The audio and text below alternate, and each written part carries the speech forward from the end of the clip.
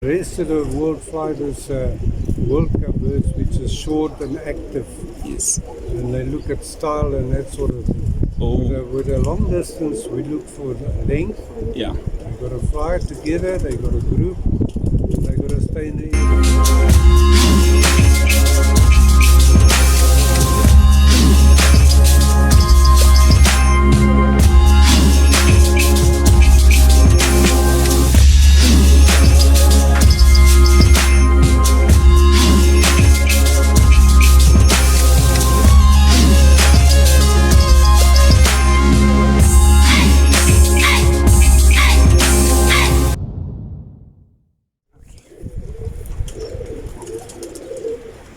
Okay, your first question is this. How did you get into roller pigeons, and where and who did you get them from? In 1956. Okay, yes. Yes. Yeah, I got birds from a guy named Frank Polter. Oh, yes. And those birds come from Henny Scott and Allison. Oh, Okay, which is birds that was imported in 1948. oh, in 1948. Yes. Yes. That's a family I started with. Oh, right. And yeah, they're now built on that. Okay, 100%. Okay, for the newcomers in the hobby, what are the 3 things that you would advise them to focus on when starting a roller pigeon family? They must go to a breeder that they know has got good birds. Yes. Ask him to breed them 20 or 30 birds. Take those birds, fly them, and use the ones that rolls and flies and is good to breed. Oh, so you're saying they shouldn't start with the birds that they bought? They mustn't buy birds to breed with. They must take them and fly them. The reason why I say that, Yes. because no 2 people train birds the same. Oh, So yes. if you want to breed birds, you must select the way you train them, and the way you feed them, and the time that you work on or at home and whatever. It suits you. You can't change the birds. You must breed the birds to suit you. Okay. Why is it not advised to fly your birds when it's windy? When it's windy like that, why is it not advised to fly your birds? Because sometimes I've noticed there are people that probably compete in this kind of weather, but they will tell you that you shouldn't fly your birds when it's windy like this. Look, birds that haven't rolled yet, young birds, Yes. babies, you can fly in the wind. Yes. It's also up to a grade. I mean, if they're going to fly into things, they're going to get hurt. Oh, yes. But once they roll, the wind can hurt. Oh. So the young birds, yeah, you could train to get them fit and strong, but not the birds that's in roll. Oh, I got it. wouldn't fly that in strong wind. Oh, got it. Does the size of the loft where you keep your birds have an impact or an effect on how your pigeons perform in the air? For example, I've seen people who fly competition who kept their birds in small lofts and produce great results, and others with the same lofts that you have, bigger lofts, and also produce great results. Yes. It's again to do with the selection. Oh, You train your birds and sort out those that you like with your hand. So if you've got big lofts, yes. you use the birds that does best there. Oh, Some so, people, they build small rocks and dark lofts oh, yes. to stimulate the birds to roll. I don't want to change the bird. I want to breed him right. Oh, got it. That's the difference. This artificial lofts and artificial food and additives and things, it's wrong. Oh, is it? You can't change the bird. You must breed the bird. Oh, got it. How do you choose a mentor if you are a newbie? Because there are people who would rather say, come to my place and I'll sell you your birds, and then it ends up becoming a business transaction without them teaching you anything. Yeah, that doesn't work. That's why I say, go to a guy that's successful, that you know is doing well in the club, Yes. and use his ideas of feeding and those things, and base your thing on it. Oh, But at the end of the day, you select it out the air. oh, got it. Okay.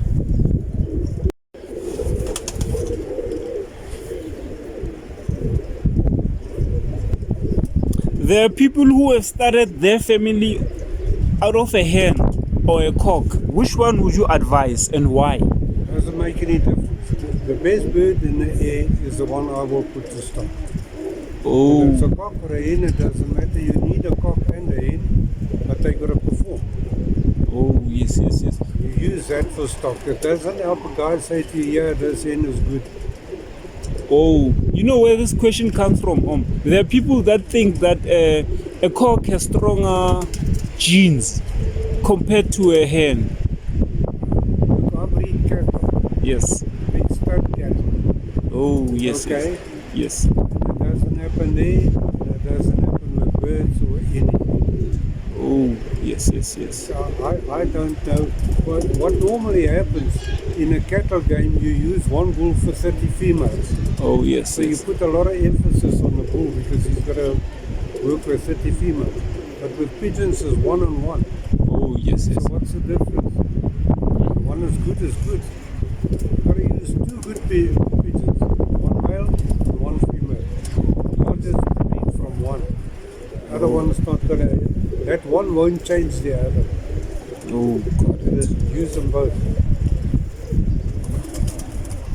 Do you believe that some colors roll better than other colors? Now, my personal... Yes. I don't think yellow birds Yes. has got the wings. I haven't got the strength. That's my experience over the year. Oh, yes. The yellow birds didn't make it. Sorry. Oh, okay. Oh, But the other colors, I've got no... All colors can be good birds. oh. Okay, because you know this question comes from where there are people that will tell you that whenever you breed, you need to mix your colors: white to black, black to check, check to red. Oh, Because they're in the same family. Sometimes you breed something else out of it. But I don't plan to do it. oh, You don't breed for colors. Actually, some of the best birds are not the prettiest birds. oh, yes. I've heard that. Yes, think, just look at this bird. And he's a champion. So you breed with him. Oh, You don't want nice. to be pretty, he was wrong. Okay. Do you stock everything you breed, and how do you stock your birds? No, Oh, so you stock from the air, not from the. I've flown a bird for 2 or 3 years in a competition at least. He's the best bird, or he's the best bird on my loft. I put him to stock. Oh, so you can never stock a bird straight from the nest. You can, Oh, if you know what you've bred him out of. Oh, If you've got families and you've got the pedigrees and you know this one is now getting older, want to replace him, Yes. then you use one to replace him. oh, so you can only stock from the nest when you have started a family, when you know. You must know what you've got. Oh, You yes. can't just take a bird and Oh, interesting. Very Got interesting. to keep record and you must know what you bred out of what. Okay, in a competition team, do you fly more cocks or more hens? How do you do it? I fly the better one. Oh, better ones, the one that you choose from the sky. Who would you say are the people you like and think are doing a great job with raising birds, locally or internationally? No, locally, look, the long distance roller. Yes. There's nowhere else in the world, it's just here in this country. Yes. As I know. Yes. The rest of the world fly this World Cup birds, which is short and active. Yes. And they look at style and that sort of thing. Oh. With a long distance, we look for the length. Yeah. They got to fly together, they got to group, and they got to stay in the air for a while. It's a different ball game. So it's only in South Africa that you can really get there. Oh, got it. Okay. What has been your biggest challenge in raising roller pigeons over the years? The hawk. The hawk.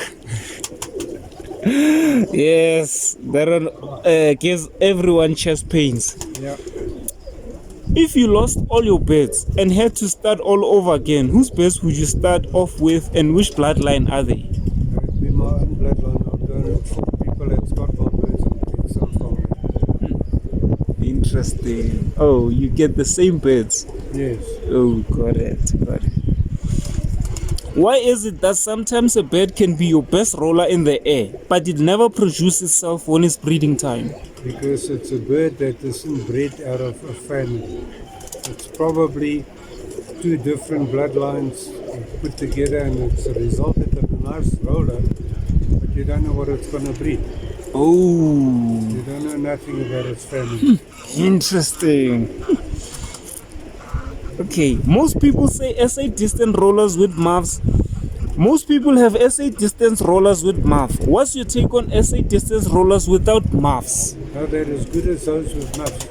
Oh, is it? So for you, it's the same thing. Yeah, Muffs or no muffs? I like muffs, Oh, yes. but you'll see a lot of birds here without muffs. It's temple. Oh, They're no different. I don't like these very big feather feet. oh, those ones I don't like, yes. You'll see, I like muffies, but not long feather feet. My experience with them is I don't roll them. But no muffs or muffs can be champions. Oh, got it. Two of your favorite colors? My personal is white and silver. Oh, fantastic, fantastic. When you make your beds, do you breed short to long or long to long, or there's more to it? I breed two good birds together, and they must roll between 5 and 8 seconds. Oh, That's my standard. I don't want it much longer than 8 seconds, and I don't want it shorter than 5. oh, got it. Between individual breeding and open loft, which one do you prefer and why? I think it's safer to have smaller loft. Yes. You know, that you close the pair in. But all the years I've been open loft. Oh, The problem with open lofts, you can't guarantee that in the beginning that those babies are out of the pair that you made. By the second or third batch, they're okay. oh, got it. So it's safer to have smaller lofts for the breeding stuff. Oh, got it. What do you think about roll downs? Do you think that they can be used in building a family, or maybe just breeding them? What's your take? Roll down, pull ahead off. Is it? So according to you, what is a roll down on? A roll down's a bird that can't open. Oh, It's not because he's too low that you get a bird that comes there out of the sky, rolls 30 seconds into the ground. so there are people that will say that my bird didn't roll down. It made a mistake. What's your take on Well, that? there is. A bird that rolls 3 seconds can make a mistake. True. When he comes and lands or something and he feels like rolling, he makes a mistake. That's not a Oh roll yeah, down. Scott. Those roll down is those things that come from the sky. Oh yes, You yes, can't yes. open. Yeah. Oh, got it. Got it.